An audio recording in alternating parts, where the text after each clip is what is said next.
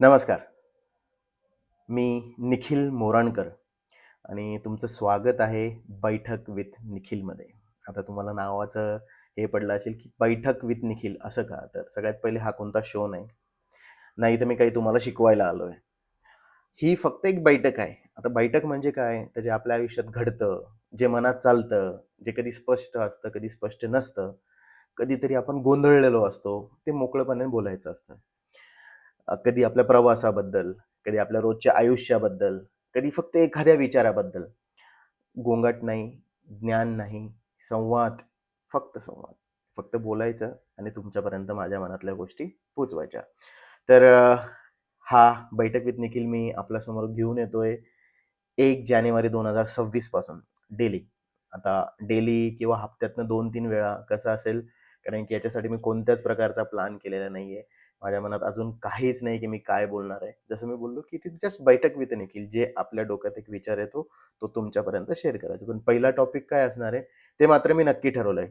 आत्ताच 2025 मध्ये मी अ, माझ्या परिवारासोबत, माझ्या आई-वडिलांसोबत मी गेलेलो केदारनाथ, बद्रीनाथाच्या दर्शनाला. ऑक्टोबर सप्टेंबर 2025 ते ऑक्टोबर 2025 या दरम्यान जवळपास एक 17 ते 18 दिवसांचा हा माझा प्रवास होता. त्याबद्दल मी तुमच्यासोबत शेअर करणार आहे. तिथले जे किस्से, तिथले जे अनुभव, तिथं तुम्ही काय करायला पाहिजे, काय करायला नाही पाहिजे. नक्कीच मी ट्रॅव्हल ब्लॉगर नाही. ठीक आहे. परंतु माझ्या मनात जे येतं मला ते बोलायचं खूप दिवसापासून मी विचार करतो की मी याच्याबद्दल लिहील, मी कधीतरी व्हिडिओज बनवेल, तुमच्यापर्यंत घेऊन येईल. आणि त्याच्याबद्दलचे मी कधी एखादा व्हिडिओ सुद्धा आजपर्यंत शेअर केला नाही. विचार करत होतो की काय करावं? तर मग माझं एक मी प्रत्येक वर्षी एक माझी लिस्ट ऑफ गोल्स बनवत असतो की मला पुढच्या वर्षात काय करायचं. तर ह्या वर्षाच्या लिस्ट ऑफ गोल्समध्ये माझं एक गोल होतं की मला स्वतःचं एक YouTube चॅनल क्रिएट करायचं. आता YouTube चॅनल क्रिएट करायला खूप सारे यूट्यूबर्स ऑलरेडी आहेत, जे तुम्हाला ज्ञान देत आहेत, तुम्हाला गोष्टी करतात किंवा हां, मी सुद्धा ट्रेनिंगमध्ये आहे. त्याच्यासाठी माझे वेगळे चॅनल्स आहेत किंवा वेगळ्या हिशोबाने मी त्याच्यात बघतो. पण मला एक माझा पर्सनल गोष्टी, माझे पर्सनल एक्सपिरियन्स तुमच्यासोबत शेअर करायचे, लोकांसोबत घेऊन जायचे. म्हणून मी हे चॅनलचे आता स्टार्ट करतोय. हा इंट्रोडक्शन पार्ट आहे डेफिनेटली. पहिला दिवस आहे आणि खूप मोठा होतोय. I can understand. जे खूप सारे लोकं ऑलरेडी बोर होत असतील. पण हां, मी याबद्दल तुमच्याशी बोलणार आहे नक्कीच. नवीन-नवीन काही ना काही तुमच्यापर्यंत घेऊन येणार आहे आणि प्रयत्न करणार आहे की तुमच्याशी मी कसं तरी कनेक्ट करू. कनेक्ट करायचं इनफॅक्ट माझे एक्सपिरियन्स शेअर करणार. आता माझे एक्सपिरियन्स तुमच्यासाठी ज्ञानवर्धक तर नसतीलच डेफिनेटली, पण एक डिस्कशन्स ते तुमच्यापर्यंत आहे. जसं मी बोलत होतो की आपण केदारनाथ, बद्रीनाथबद्दल जे माहिती इथं शेअर करणार आहे मी. तर माझे जे अनुभव होते केदारनाथ, बद्रीनाथ यात्रेचे ते कसे होते. मग even starting from the journey to end of the journey मी तुमच्यापर्यंत शेअर करणार आहेत. आणि हां, नक्कीच खूप सुंदर असा अनुभव होता माझा. भगवान केदारनाथ आणि बद्रीनाथाचे दर्शन मी घेतलं. गंगोत्री, यमुनोत्रीच्या दर्शनाला मी गेलो. तर केदारनाथ, बद्रीनाथ काय आहे? ठीक आहे. किंवा तुंगनाथ काय आहे?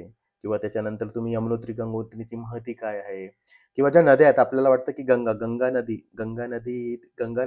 नदी नसून गंगा नदी ही भगीरथी आणि मंदाकिनी नदीचं जेव्हा अ, त्या दोघी एकमेकांमध्ये मिळतात, तेव्हा तिची गंगा नदी आहे. अशा बऱ्याचशा गोष्टी ज्या आपल्याला माहीत नव्हत्या, ज्या मला माहीत नव्हत्या आणि त्या त्याच्यानंतर समजल्या.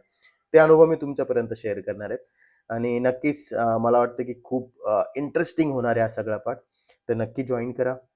डेफिनेटली मी म्हणणार नाही की तुम्हाला मी प्रत्येक गोष्टी एकदम एक्सपर्टली देऊ शकेल. पण हां, नक्कीच माझे अनुभव तुमच्यापर्यंत शेअर करू शकेल.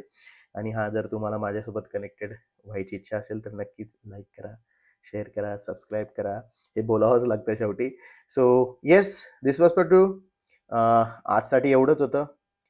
भेटूयात उद्या नव्या पहिल्या आपल्या एपिसोडसोबत, फर्स्ट पार्टसोबत, जिथं मी शेअर करणार आहे माझे केदारनाथ, बद्रीनाथचे experience. So see you tomorrow on that site. Thank you so much. Bye. Please like and subscribe Baithak with Nikhil.